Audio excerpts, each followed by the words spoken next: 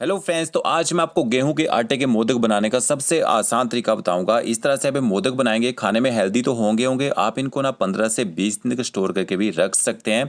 तो चलिए रेसिपी शुरू करते हैं। सबसे पहले यहाँ पे मैंने 2 कप गेहूं का आटा लिया है। इसका जो वेट है 250 ग्राम है। आप कम क्वांटिटी में बनाना चाहें कम क्वांटिटी में भी बना सकते हैं।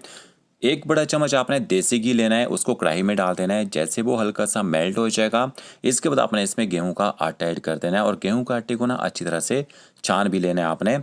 तो ये देखिए 2 कप यहाँ मैंने कढ़ाई में गेहूं का आटा ऐड कर दिए। अब आपने गैस की फ्लेम ना मीडियम रखनी है और मीडियम फ्लेम में आपने 10 से 12 मिनट तक इसको ना इसी तरह से भून लेना है। तब तक भूनना है जब तक गेहूं के आटे का जो कलर है लाइट गोल्डन ब्राउन होना यहाँ पे शुरू ना हो जाए। और कंटिन्यू आपने पलटा चलाते रहना है ताकि आटा जो कढ़ाई से चिपके ना और जले ना। तो देखिए आटे का कलर यहाँ पे चेंज हो चुका है और इसके बाद आपने इसमें ना थोड़ा सा मिल्क पाउडर ऐड करना है। तो आधा कप आप इसमें मिल्क पाउडर ऐड कर दीजिए। नहीं है मिल्क पाउडर अगर आपके पास तो आप इसकी जगह मावा का यूज़ कर सकते हैं। वो भी ना हो तो आप इसके बिना भी बना सकते हैं जो मोदक बनेंगे। तो क्या देखिए अच्छी तरह से मिल्क पाउडर को भी मैंने आटे के साथ मिक्स कर दिया है। अब इसको भी थोड़ी देर पका लेना है और क्या देखिए इस तरह से मैश करके आपने इनको पकाना है। इससे क्या होगा, आटे का जो अपने कच्चा टेस्ट होता है ना वो ख़त्म हो जाता है। तो यहाँ पे मुझे 10 मिनट हो चुके हैं आटे को पकाते हुए। इसके बाद आपने इसमें ना घी ऐड करना है। तो आधे से थोड़ा सा ज़्यादा कप आपने देसी घी लेना है और थोड़ा सा घी आपने बचा लेना है। बाकी घी आपने इसमें ऐड कर देना है। घी को अच्छी तरह से मिक्स कर लेते हैं।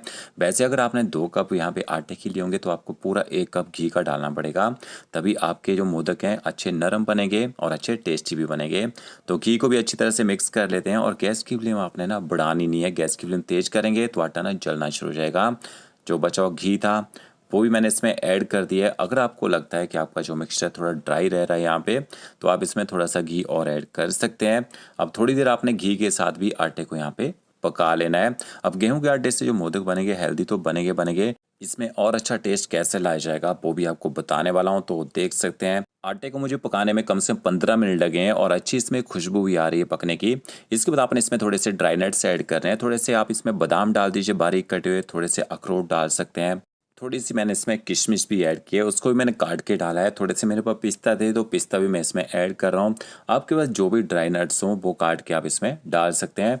ड्राई नट्स को भी आटे के साथ अच्छी तरह से मिक्स कर लीजिए। 1 से 1.5 मिनट तक इनको भी पका लीजिए ताकि ड्राई नट्स में जो मॉइस्चर होता है ना वो ख़त्म हो जाए और एक अच्छा क्रंच भी आ जाए। तो ये हमारा मिक्सचर तैयार हो चुका है। अब इसके बाद आपने एक पैन लेना है। 1 कप आप उसमें दूध ऐड कीजिए। फुल फैट दूध का आपने यूज़ करना है। 1 कप ही आपने इसमें चीनी ऐड करनी है। अगर आप चीनी कम खाते हैं तो आधा कप भी चीनी का डाल सकते हैं। यहाँ पे दूध के साथ चीनी को अच्छी तरह से मिक्स कर लीजिए और बीच में आप ना पलटा चलाते भी रहिए ताकि चीनी जो पैन से चिपके ना। यहाँ पे अगर आपके पास दूध ना हो आप पानी से भी बना सकते हैं। देखिए बॉयल आ चुका है। अच्छे फ्लेवर के लिए आपने इसमें ना इलायची पाउडर ऐड करना है थोड़ा सा, और हाई फ्लेम में आपने इसको ना 1.5 से 2 मिनट तक पकाना है। इससे ज़्यादा देर नहीं पकाना है। इससे ज़्यादा देर पकाएंगे आपकी चाशनी थिक हो जाएगी, आपके मोदक जो है ज़्यादा सॉफ्ट नहीं बनेंगे। तो ये देखिए 2 मिनट तक मैंने हाई फ्लेम में पका लिया है। इसके बाद आपने गरम गरम चाशनी को आटे के साथ यहाँ पे मिक्स कर देना है और अब आपने इसको ना पकाना नहीं है, ठीक है।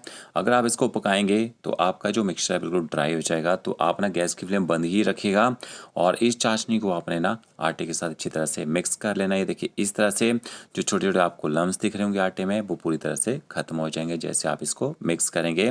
और ये देखिए कम आपने इसको ना हल्का सा ठंडा होने देना है। इतना ठंडा करना है कि हाथों में हल्का सा मिक्सचर जो है गर्म लगे। फिर आपने इसमें थोड़ा सा नारियल का बुरादा ऐड करना है। इससे क्या होता है मोदक काफ़ी सॉफ्ट रहते हैं काफ़ी टाइम तक और अच्छा टेस्ट भी आता है। तो इसको भी अच्छी तरह से आप ना मिक्सचर के साथ यहाँ पे मिक्स कर लीजिए।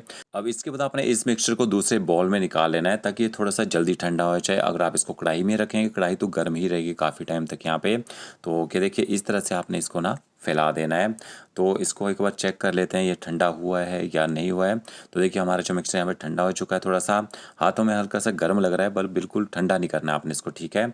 यहाँ पे मेरे पास मोदक का सांचा है, इसमें हल्का सा ना ऑयल या घी लगा लीजिए और इसके बाद आपने इसको इस तरह से बंद करना है। ये देखिए ये जो मिक्सचर है इसको आपने दबा दबा के भर देना है। इस तरह से अच्छे से दबा के भरिएगा तभी एक अच्छी शेप निकल के आती है। और एक बात, अगर आपको लगता है आपका मिक्सचर बिल्कुल ड्राई हो गया है यहाँ पे तो आप इसमें ना थोड़ा सा दूध डाल सकते हैं। दूध को बॉईल कर लेना है, ठंडा करके थोड़ा थोड़ा करके इसमें दूध डाल सकते हैं ताकि मोदक काफ़ी टाइम तक यहाँ पे सॉफ्ट रहे। और ये देखिए इसके बाद इसको ना ऐसे खोल लीजिए और आपके जो मोदक है बहुत ही टेस्टी से बनके तैयार हो जाएंगे। तो इसी तरह से आपने सारे के सारे मोदक बना लेने हैं। आप इनको फ्रिज में स्टोर कर सकते हैं और बिना फ्रिज से भी स्टोर कर सकते हैं। तो फ्रेंड्स वीडियो अच्छा लगा होगा लाइक शेयर कमेंट जरूर कीजिएगा। Okay friends, thank you.